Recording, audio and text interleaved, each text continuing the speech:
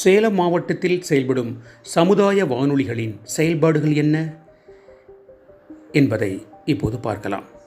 மகரந்த மலர்கள் வலையொலி. நான் கவிஞர் சே. ஜெயக்குமார். சேலம் மாவட்டத்தில் இயங்கி வரும் சமுதாய வானொலிகளுடைய செயல்பாடுகள் எப்படி இருக்கின்றன? சேலம் மாவட்டத்தின் முதல் சமுதாய வானொலி ஏஜிஎன் 91.2 ஆகநல் வானொலி கொங்கனாபுரம் ஏஜிஎன் பள்ளி வளாகத்தில் அமைந்துள்ளது. ஏஜிஎன் ஆகநல் வானொலி பள்ளி மாணவர்களுடைய திறனை வெளிப்படுத்த ஒரு மிகப்பெரிய ஒரு வாய்ப்பாக அமைந்து வருகிறது.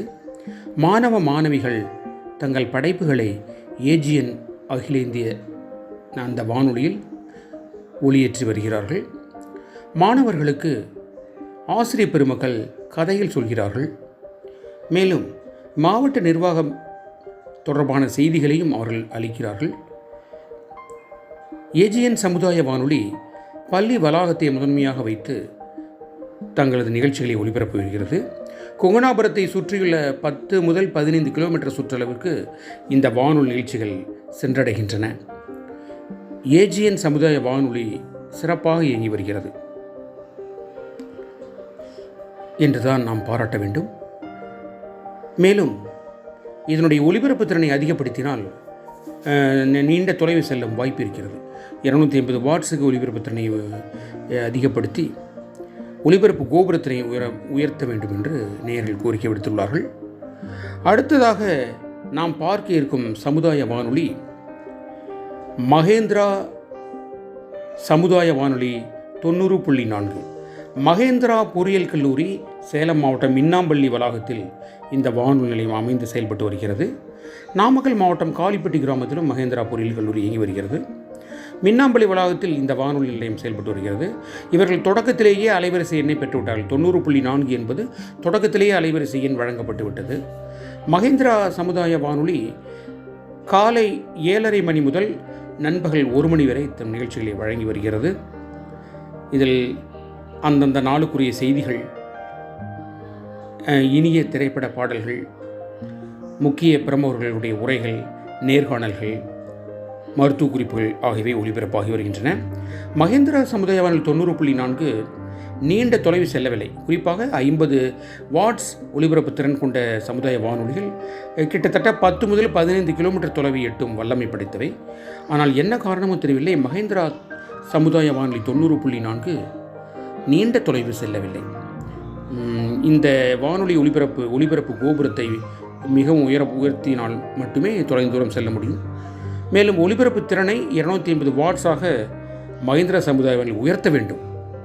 அப்போதுதான் இப்போ அந்த சமுதாய மக்களுக்கு உதவும் வகையில் இந்த ஒலிபரப்பு அமையும் என்று வானொலி நேயர்கள் கருத்து தெரிவித்த வண்ணம் உள்ளனர். அடுத்து நாம் பார்க்க இருப்பது சோனா சமுதாய வானொலி 107.8. இது அனைவருக்கும் பிரபலமான ஒரு வானொலி. பல மாவட்டங்களை சென்றடைகிறது. ஏற்காடு மலையுச்சியில் இருந்து செயல்படுவதால் பல 100 கிலோமீட்டர் தொலைவை சென்றடைகிறது. நிகழ்ச்சிகள் சமுதாய மக்கள் பங்களிப்போடு சமுதாய மக்களுக்காக பல்வேறு விழிப்புணர்வு தகவல்களை வழங்கும் வகையில் சோனா எஃப்எம் 107.8 செயல்பட்டு வருகிறது. இதனுடைய சிறப்பம்சம் என்னவென்றால், இவர்கள் திரைப்பட பாடலை ஒளிபரப்புவதில்லை, சினிமா பாடல்களை ஒளிபரப்புவதே இல்லை. அதற்கு பதிலாக இன்னிசை பாடல்கள், சுதந்திர கலைஞர்கள் என்று சொல்லப்படுகிற இண்டிபெண்ட் ஆர்டிஸ்ட் அவர்கள் வெளியிட்டுள்ள ஆல்பங்கள் இருந்து அந்த இன்னிசை பாடல்களை ஒளிபரப்பி வருகிறார்கள். இது மிகுந்த வரவேற்பு பெற்றிருக்கிறது. தினந்தோறும் நண்பகல் 1 மணிக்கு ட்ரிங் ட்ரிங் ட்ரிங் என்ற தொலைபேசி வழி நேயர்கள் பங்கு பெறும் நிகழ்ச்சி சோனா பண்பலையில் இடம்பெறுகிறது. இந்த நிகழ்ச்சி மிக பெருத்த வரவேற்பை பெற்றிருக்கிறது.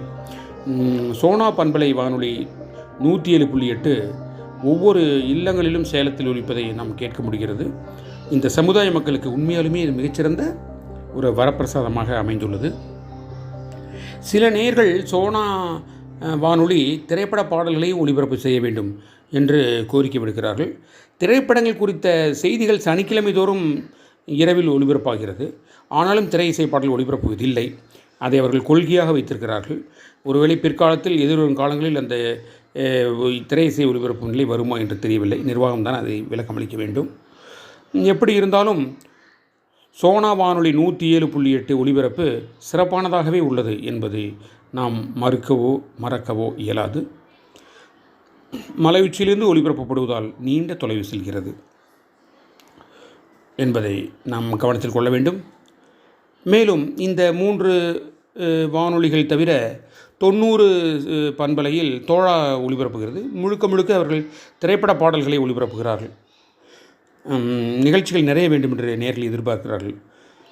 எதிர்காலத்தில் என்ன நிகழ்ச்சிகள் வருமா என்பது தெரியவில்லை. சமுதாய வானொலி கேட்டு ரசிக்கக்கூடிய மக்கள் வட்டம் நாளுக்கு நாள் பெருகி வருகிறது. எனவே அவர்களுடைய தேவைகளை நிறைவேற்ற வேண்டும் என்று சமுதாய வானொலி ஒலிபரப்பாளர்களை நாம் இந்த தருணத்தில் பணிவன்போடு கேட்டுக்கொள்கிறோம். அந்த சமுதாய மக்களின் குரலாக அந்த வானொலி நிலையங்கள் ஒலிக்கின்றன. அதுதான் அரசினுடைய நோக்கமாகவும் உள்ளது. சேலத்தில் தற்போது துணை சமுதாய வானொலிகள் இயங்கி வருகின்றன. இனிவரும் காலங்களில் இன்னும் அதிகம் நாம் எதிர்பார்க்கலாம். சேலத்தில் உள்ள பெரியார் பல்கலைக்கழகம் பெரியார் பல்கலை என்ற பெயரில் சமுதாய வானொலி தொடங்க வேண்டும். அந்த முயற்சியில் முன்னரே ஈடுபட்டதாக தகவல் வருகிறது. சேலம் பெரியார் சமுதாய வானொலி வர வேண்டும். அதேபோல் விநாயகா மிஷன்ஸ் டீம்டு யூனிவர்சிட்டியும் விநாயகா பண்பலை என்ற பெயரிலோ அல்லது வாரியார் பண்பலை என்ற பெயரிலோ சமுதாய வானொலி தொடங்க வேண்டும் என்பது இங்குள்ள வானொலி நேயர்கள் ஒருமித்த குரலாக உள்ளது. நல்லது. இந்த நிகழ்ச்சியை ரசித்தீர்களா? உங்களுக்கு பிடித்த சமுதாய வானொலி என்ன என்பதை கமெண்ட் செக்ஷனில் தெரிவியுங்கள். மீண்டும் ஒரு வானொலி பற்றிய ஒரு சிறிய நிகழ்ச்சியோடு உங்களை சந்திக்கிறேன். விடைபெறுகிறேன். நன்றி, வணக்கம்.